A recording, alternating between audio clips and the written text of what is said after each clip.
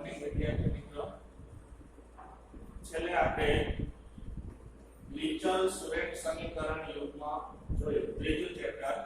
લિચલ-સુરેખ સમીકરણમાં શું નિયમ હતા? તો કે લિચલ-સુરેખ સમીકરણમાં ચલ કેટલા હોય?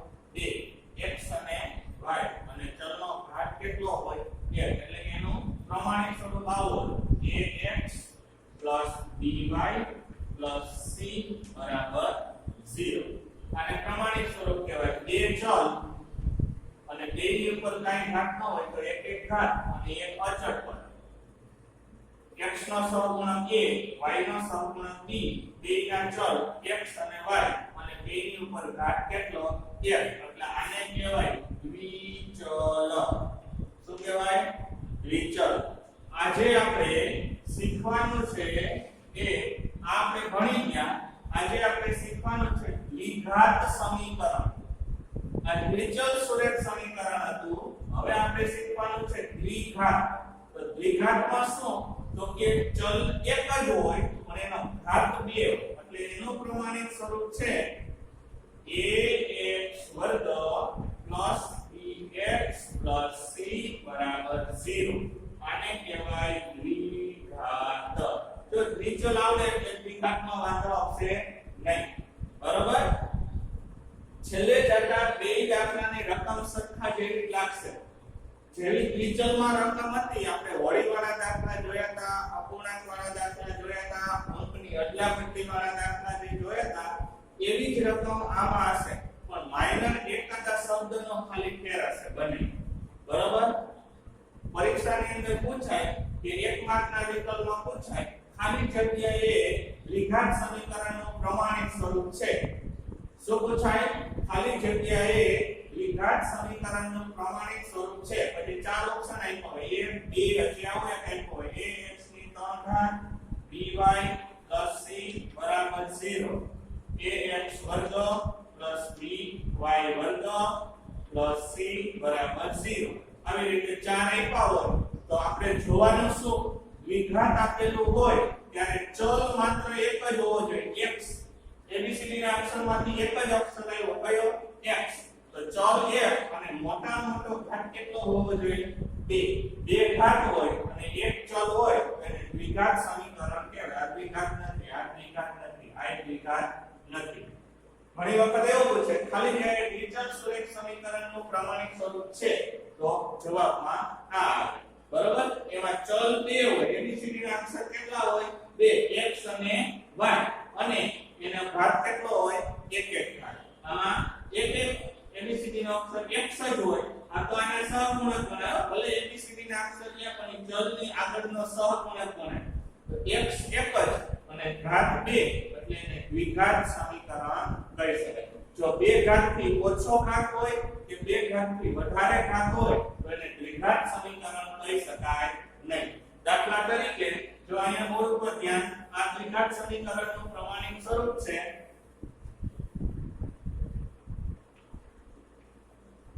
હવે હું અહીંયા એક સમીકરણ લખું કે દ્વિઘાત છે કે નહીં એ આપણે નક્કી કરવાનું. જો પહેલું 3x વર્ગ 5x 9 બરાબર 0. બીજું 3x વર્ગ 5y 9 બરાબર 0.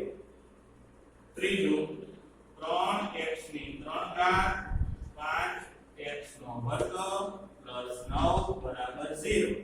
અને ચોથું 3/x વર્ગ 5x 9 બરાબર 0. હવે જો અહીંયા ધ્યાન, પહેલામાં ચલ જોઈ લેવાનો કેટલા છે? એક જ. કયો? x. અને મોટા મોટો ઘાત કેટલો છે? અહીંયા 2. એટલે આ પહેલું દ્વિઘાત સમીકરણ છે. હવે બીજામાં ચલનો ઘાત મોટા મોટો 2 છે, પણ ચલ કેટલા છે? જોજો, x અને y. આ y આવી ગયો એટલે આ દ્વિઘાત સમીકરણ નથી. અહીંયા ચલ એક જ છે, જો x અને x, પણ અહીંયા મોટા મોટો ઘાત કેટલો છે? 3 આવી ગયા એટલે નથી. હવે અહીંયા જોજો ચલ કેટલા છે? કન્ફ્યુઝન અહીંયા થશે. આ બેમાં કાઈ ખબર પડી જાય કે અહીંયા y આવી ગયો એટલે નથી, અહીંયા 3 ઘાત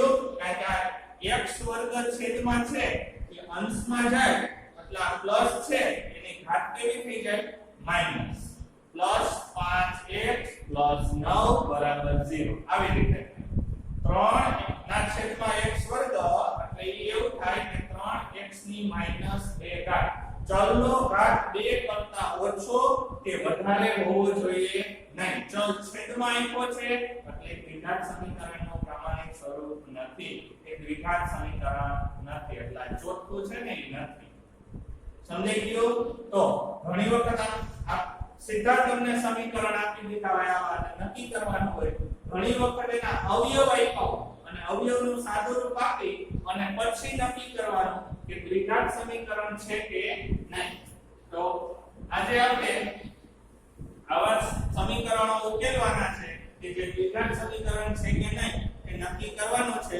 સ્વાધ્યાય 4.1 કાઢો પ્રશ્ન નંબર પહેલો એનો પહેલો દાખલો પેજ નંબર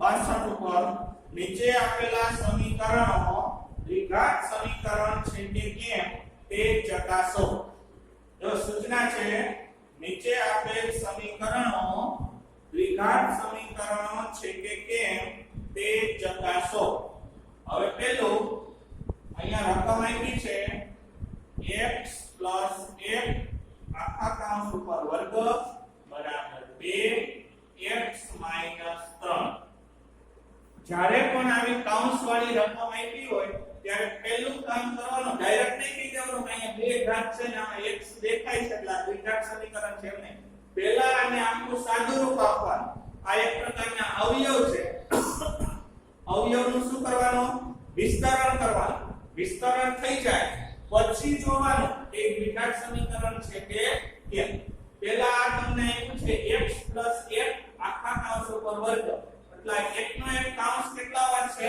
2 વાર એટલે આને 2 વાર લખવાનું જો હાઉ સીધી રીતે શીખવાડું તો આનો ડાયરેક્ટ અવયવ આપને આપે છે વિસ્તરણ બરોબર આ અવયવનું વિસ્તરણ તમે 8મા 9મા ભણી ગયા પણ અહીંયા આવ સીધી રીતે શીખવાડું ઉપર 2 ઘાત છે એટલે એક નો એક કૌંસ કેટલા વાર છે 2 વાર આ બાજુ એમ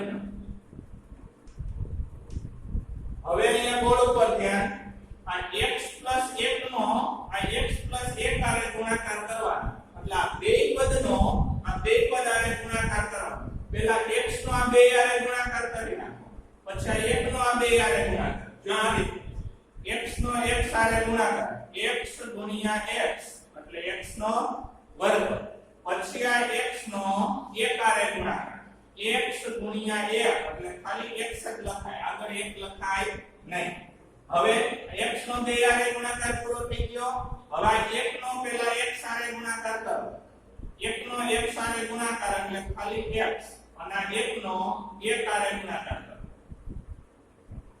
1 ગુણ્યા 1 એટલે 1 એકુ 1 1 ને 2 ને ગુણાકાર કરવાનો 1 એકુ 1 જો ફરીથી આ x નો પહેલા બે પદ આરે ગુણાકાર x ગુણ્યા x એટલે x નો વર્ગ x ગુણ્યા 1 એટલે x પછી આ 1 નો આ બે પદ આરે ગુણાકાર 1 ગુણ્યા x એટલે 1 સોરી x અને 1 ગુણ્યા 1 એટલે 1 હવે આ બાજુ આ બે નો આ બે પદ આરે ગુણાકાર કરો નિશાની ધ્યાનમાં લેવાનું અહીંયા બે પ્લસ હતા એટલે પ્લસ જ નહીં અહીંયા બે નો x આરે ગુણાકાર 2x પછી હવે નિશાનીનો મેળ કરો પ્લસ માઈનસ માઈનસ આ નિયમ છે માઈનસ માઈનસ પ્લસ બે પ્લસ હોય તો પ્લસ અને માઈનસ પ્લસ હોય તો માઈનસ અને પ્લસ માઈનસ હોય તો માઈનસ શેમાં ગુણાકારમાં સરવાળા બાદબાકીમાં નહીં ગુણાકારમાં આ નિયમ છે તો કેવા આવશે 2 તેરી 6 હવે બધાય પદને ડાબી બાજુ ભેગા કરી નાખો પ્રમાણિક સ્વરૂપ કરવાનું હોય એટલે x વર્ગ એમના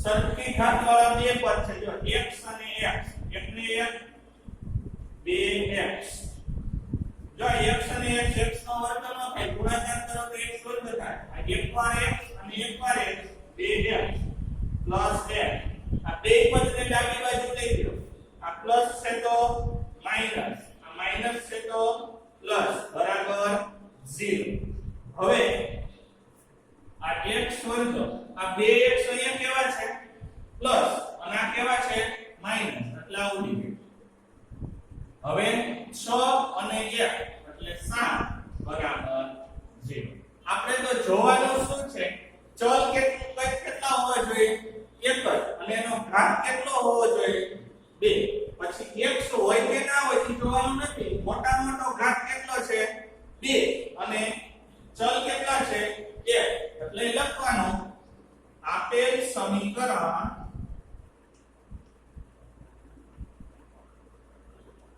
દ્વિઘાત સમીકરણ છે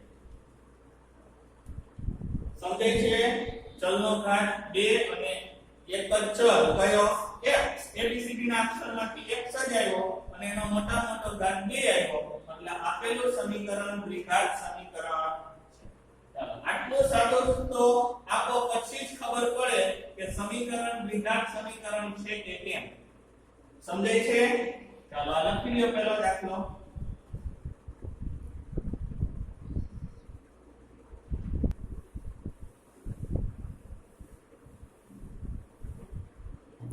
ચાલો બીજો દાખલો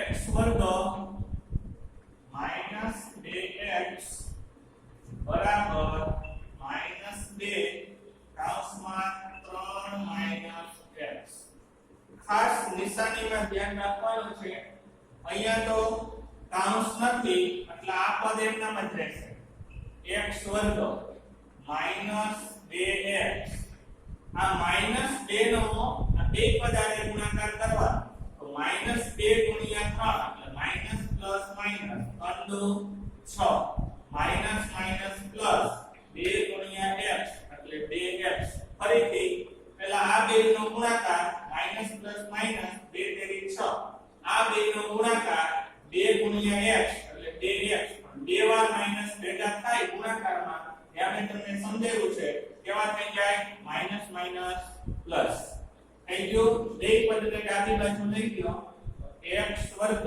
આ માઈનસ 2x એમ ના માઈનસ 6 એ આ બાજુ આવે તો કેવા થઈ જાય પ્લસ પ્લસ 2x છે આ બાજુ આવે તો કેવા થઈ જાય માઈનસ બરાબર 0 આ બેની નિશાની બદલે જમણી બાજુથી ડાબી બાજુ આવે તો માઈનસ હતા એ પ્લસ અને પ્લસ હતા એ માઈનસ હવે આગળના દાખલામાં એકવાર 2x થી માઈનસ અને એકવાર પ્લસ હતા અહીંયા બે કેવા છે માઈનસ તો સરવાળાના નિયમ શું કહે છે સરખી નિશાની હોય તો સરવાળો કરવાનો અહીંયા માઈનસ માઈનસ પ્લસ નો નિયમ નહીં લાગે હવે અહીંયા સરખી નિશાનીનો સરવાળો x વર્ગ આ 2x એ માઈનસ અને પાછા 2x એ માઈનસ એટલે માઈનસ 4x તમારી પાસે 2 રૂપિયા ઓછા હોય અને પાછા 2 રૂપિયા ઓછા થાય તો ટોટલ 4 ઓછા થાય તો x એટલે તમારો રૂપિયા ગણો તો 2 રૂપિયા ઓછા પાછા 2 ઓછા એટલે ટોટલ 4 ઓછા અને પ્લસ 6 બરાબર 0 સરવાળાનો નિયમ શું છે સરખી નિશાની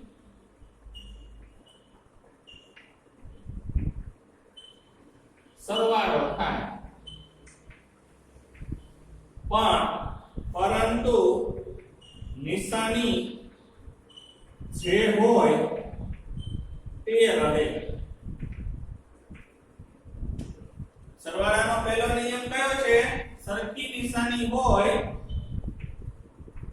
તો સરવાળો થાય પણ નિશાની જે હોય એ રહે અહીંયા બેની નિશાની માઈનસ છે કરવાનો સરવાળો પણ પરંતુ નિશાની જે હોય તે રહે એટલે કે માઈનસ છે પણ નિશાની માઈનસ રહે બીજો સરવાળાનો નિયમ શું છે તો કે વિરુદ્ધ નિશાની હોય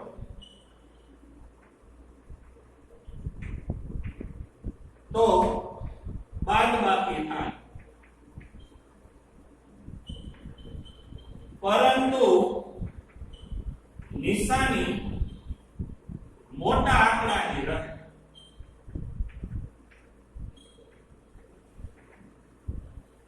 વિરુદ્ધ નિશાની હોય તો શું થાય? બાદબાકી. પણ નિશાની મોટા આંકડાની રહે. જો એક્ઝામ્પલ તરીકે આપણે લેવું હોય તો આવું આપેલું હોય કે 4x વર્ગ માઈનસ 5x પ્લસ 3x વત્તા 9 બરાબર 0. તો અહીંયા આ બેમાં ચલ સરખા છે, જો x અને x, પણ બેની નિશાની વિરુદ્ધ છે. કેવી છે? વિરુદ્ધ. વિરુદ્ધ નિશાની હોય તો શું થાય? બાદબાકી. તો 4x વર્ગ એમનો આમાં પહેલા બાદ કરી દો. 5 માંથી 3 બાદ કરો એટલે 2x વધે. કેટલા? 2. પણ લખ્યું છે શું? પરંતુ નિશાની મોટા આંકડાની રહે. આ બેમાંથી મોટો આંકડો કયો? 3 કે 5? તો કે 5. તો 5 ની નિશાની કેવી છે? માઈનસ. અહીંયા માઈનસ આવે. બસ આટલો આવડી જાય ને એટલે સાદું રૂપ બધાય આવડે. આ ખાસ મહત્વનું છે. સરવાળાના નિયમ ખાસ મહત્વના છે. વિરુદ્ધ નિશાની હોય તો બાદબાકી થાય, નિશાની મોટા થાય. માની લ્યો કે અહીંયા +5 અને -3 હોત તો 5 માંથી 3 બાદ થાય તો વધત તો 2x. પણ મોટો આંકડો કયો? 5. 5 ની નિશાની કેવી? પ્લસ. 2x પ્લસ આવે. આવડશે? બસ આવું શીખવાનું છે. આવડી જાય એટલે સાદું રૂપમાં દ્વિઘાત સમીકરણ છે કે નહીં એ આવડી જાય. હજી એક બીજો દાખલો લઈ લઈએ. આ ત્રીજો જો x - 2 x plus f બરાબર x minus 1 અને x plus 3. અહીંયા બોર્ડ ઉપર ધ્યાન. પહેલા દાખલામાં કહ્યું તો એમ જ આ બે પદનો અહીંયા આ બે પદ આને ગુણાકાર. તો પહેલા x નો x સાથે ગુણાકાર x વર્ગ. બરાબર? હવે x નો 1 આને ગુણાકાર. આનો આને ગુણાકાર થઈ ગયો. હવે x નો 1 આને ગુણાકાર x. હવે આનો બે પદ આને ગુણાકાર મેં અહીં લખાઈ ગયો. હવે -2 ની આને આ બે નો ગુણાકાર કરવાનો. નિશાનીનો પહેલા મેળ કરવાનો. Minus plus minus. તો લખ્યું છે કે જો લખ્યું છે માઈનસ પ્લસ માઈનસ 2 ગુણ્યા x એટલે 2x માઈનસ પ્લસ માઈનસ 2 * 2. ડાબી બાજુ જેમ કર્યું એમાં જમણી બાજુ x ગુણ્યા x એટલે x નો વર્ગ, x ગુણ્યા 3 એટલે 3x માઈનસ પ્લસ માઈનસ 1 ગુણ્યા x એટલે 1 અને માઈનસ પ્લસ માઈનસ 1 તેરી 3. તો 3 * 3. હવે પેલા બધાય પદને આ બાજુ લઈ લેવા હોય તો વાંધો નહીં. અથવા આને અહીંયા જો વિરુદ્ધ નિશાની બાદબાકી, અહીંયા વિરુદ્ધ નિશાની બાદબાકી કરવી હોય તો વાંધો નહીં. x વર્ગ 2x માંથી x બાદ થાય એટલે ખાલી x વધે. પણ નિયમ રહેશે નિશાની મોટા આંકડાની એટલે -2 x વર્ગ 3 માંથી x બાદ થાય એટલે 2x વધે. પણ નિયમ રહેશે નિશાની મોટા આંકડાની. તો મોટો આંકડો 3 એટલે આ પ્લસ. જોજો અહીંયા 2 એટલે માઈનસ, અહીંયા 3 પ્લસ એટલે પ્લસ -3. હવે બધાય પદને ડાબી બાજુ લઈ લ્યો. x વર્ગ -x -2. આ ત્રણેયની નિશાની બદલી નાખો. પ્લસ છે તો માઈનસ, પ્લસ છે તો માઈનસ અને માઈનસ છે તો પ્લસ બરાબર 0. હવે જો અહીંયા બોર્ડ ઉપર ધ્યાન. આ x વર્ગ કેવો છે? પ્લસ. અને આ x વર્ગ કેવો છે? માઈનસ. આ બે ઉડી છે. આ બે x કેવા છે? માઈનસ. અને x એ કેવો છે? માઈનસ. પાછો સરવાળાનો પહેલો નિયમ. સરખી નિશાની હોય તો સરવાળો થાય. નિશાની જે હોય એમ નવીએ. એક વાર x અને બે વાર x એટલે 3 વાર x. પણ નિશાની માઈનસ તો માઈનસ. પાછો બીજો નિયમ વિરુદ્ધ નિશાની. જો 3 ના 2, 3 માંથી 2 બાદ કરો એટલે 1. ઈ તો તમને ખબર પડી છે. નિશાની મોટા અને પ્લસ એટલે પ્લસ બરાબર 0. હવે ઉપર આવી જાવ. શું સમજાયું તો કે ચલનો ઘાત કેટલો હોવો જોઈએ? 2. અહીંયા છે ચલની ઉપર એક ઘાત આવ્યો, બે ઘાત આવતો નથી. બે ઘાત વાળો પદ તો ઉડી જાય છે. એટલે આપેલ સમીકરણ આમાં છે આ લખવાનું. આપેલ સમીકરણ દ્વિઘાત સમીકરણ છે અને આવા આપેલ સમીકરણ દ્વિઘાત સમીકરણ નથી. સમજાણો?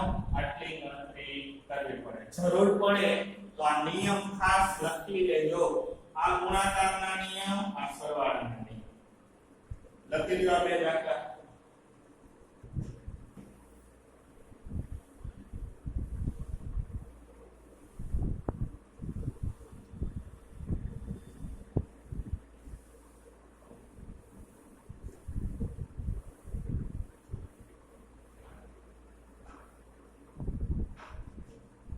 ચાલો ચોથો દાખલો જુઓ.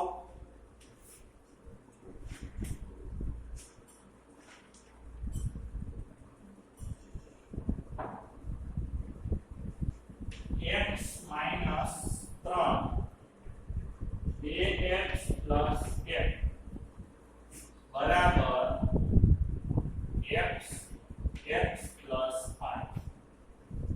બોર્ડ ઉપર ધ્યાન. પહેલા આ બે પદનો આ બે પદ આને ગુણાકાર. પહેલું કામ શું કરવાનું? સમજ્યું એ પ્રમાણે x નો 2 આને ગુણાકાર કરીને અહીં બે પદ મૂકી દેવાના. x ગુણ્યા 2 એટલે ગુણાકારનો નિયમ. પહેલી વખત હંમેશા ગુણાકારનો નિયમ, બીજી વખત સરવાળાનો નિયમ. x ગુણ્યા 2 એટલે 2x વર્ગ. x નો 1 આને ગુણાકાર એટલે x. હવે નિશાનીનો મેળ. 3 નો 2 આને ગુણાકાર કરવાનો છે પણ 3 માઈનસ છે એટલે જવાબ બે માઈનસ આવશે. માઈનસ પ્લસ માઈનસ 3 2 6 અને x એમના minus plus minus 3 into 3. Ready? આ બે પદનો બે પદ આને ગુણાકાર કરો એટલે બે માં બે કૌંસના 4 પદ થઈ જાય. અહીંયા તો x નો x આને ગુણાકાર x વર્ગ. x નો 5 આને ગુણાકાર 5x. હવે જમણી બાજુ પછીનું સ્ટેપ શું કરવાનું? અહીંયા સરવાળા બાદબાકી કાં તો લખવાનો અને જમણી બાજુ વાળા પર ડાબી બાજુ લઈ લેવાનું. તો 2x વર્ગ એમના. હવે અહીંયા આવી જાવ સરવાળા બાદબાકી વિરુદ્ધ નિશાની. પહેલા નિશાની બેની જોઈ લો. x વાળા બે પદ છે. વિરુદ્ધ નિશાની થાય બાદબાકી એટલે 6 માંથી 1 બાદ કરો એટલે 5x વધે. પણ નિશાની મોટા આંકડાની તો 5x માઈનસ આવે. માઈનસ 3 એમના. આ બે પદને ડાબી બાજુ લઈ ગયો એટલે માઈનસ x વર્ગ પ્લસ છે તો માઈનસ. હજી પાછો સરવાળા બાદબાકીનો નિયમ. વર્ગવાળા આપણી આગળ બે પદ છે જો છે 2x વર્ગ અને x વર્ગ. તો વિરુદ્ધ નિશાની છે. થાય બાદબાકી. નિશાની મોટા આંકડાની. બે વાર x વર્ગમાંથી એક વાર x વર્ગ બાદ થાય એટલે x વર્ગ વધે. આગળ 1 લખાય નહીં. 5x માઈનસ અને 5x માઈનસ. પાછો પહેલો નિયમ સરખી નિશાની સરવાળો થાય 5 ને 5 10x. કેટલા આવશે? 10x. પરંતુ જો પ્લસ નહીં કરી નાખવાનો આપણને એક જ નિયમ આવડે. બાકી બીજું કઈ આવડતું જ નથી. Minus minus plus. જો એક નિયમ ન આવડતો એટલે તો બાકીના બધા વ્યવસ્થિત આપણે શીખા. માઈનસ માઈનસ પ્લસ નિયમ જ નથી. માઈનસ માઈનસ પ્લસ ખાલી ગુણાકારમાં ધ્યાનમાં લેવાનું. બાકી બીજે ક્યાંય ધ્યાનમાં લેવાનું નથી. આ -5x અને -5x 5 રૂપિયા ઓછા અને પાછા 5 ઓછા એટલે 10 ઓછા આ પ્રમાણે. અને -3 બરાબર 0. હવે કે સરવાળો બાદબાકી કાઈ થાય એવું નથી. હવે જોઈ લેવાનું કે ચલનો મોટામાં મોટો ઘાત કેટલો આવ્યો? 2. અને એક જ ચલ છે ને, બીજો એક એબીસીડી નો અક્ષર નથી ને તો કે નહીં, ખાલી એક જ દેખાય છે આપણને. એટલે આપેલ સમીકરણ દ્વિઘાત સમીકરણ છે. આમાંથી આપણે કેટલા દાખલા કર્યા? 4. ટોટલ કેટલા દાખલા છે? 8. બરોબર. તો 4 દાખલા હજી બાકી રહ્યા અને વધારાના બીજા 6 એમ કરીને ટોટલ 10 દાખલા આવા તમને લેસનમાં આવશે. કેટલા? 10 કે જેને વ્યવસ્થિત સાદુરૂપ આપી અને દ્વિઘાત સમીકરણ છે કે નહીં એ ચકાસવાનું છે. પહેલા સાદુરૂપ આપી દેવાનું, પછી જોઈ લેવાનું જો આવા સ્વરૂપનું મળે તો છેદ